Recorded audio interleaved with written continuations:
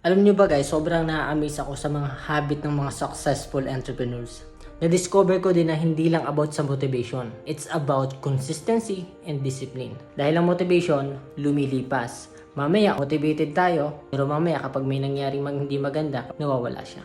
Pero kapag may disiplina, whatever it takes, gagawin mo.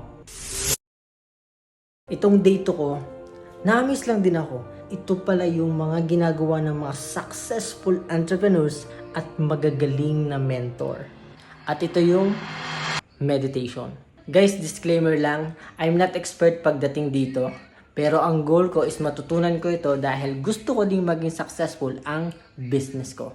Noong unang na-experience ko ito sa isang napakatahimik na lugar. Pinaupo kami, pinapikit, may konting liwanag, may calm na music, at merong isang nagsasalita.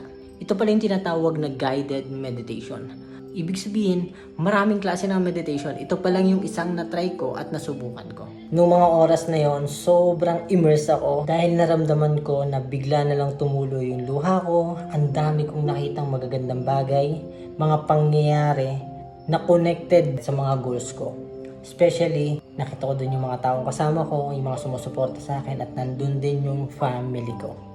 Isa pala sa mga purpose nito is to relax, to allow our feelings to flow, maging connected tayo dun sa mga goals natin, makita natin yung sarili natin habang nasa proseso at habang na-achieve natin little by little yung mga goals natin. But guys, again, I'm not expert, pero ang goal ko is matutunan ko ito at maging successful din yung business ko. This is habit number 2 and this is meditation. My name is Henry. Ang goal ko is ma-build ko ang habit ng isang pagiging negosyante at maging successful ang business ko while helping other people na may pangarap at risk taker na tulad ko. And this is my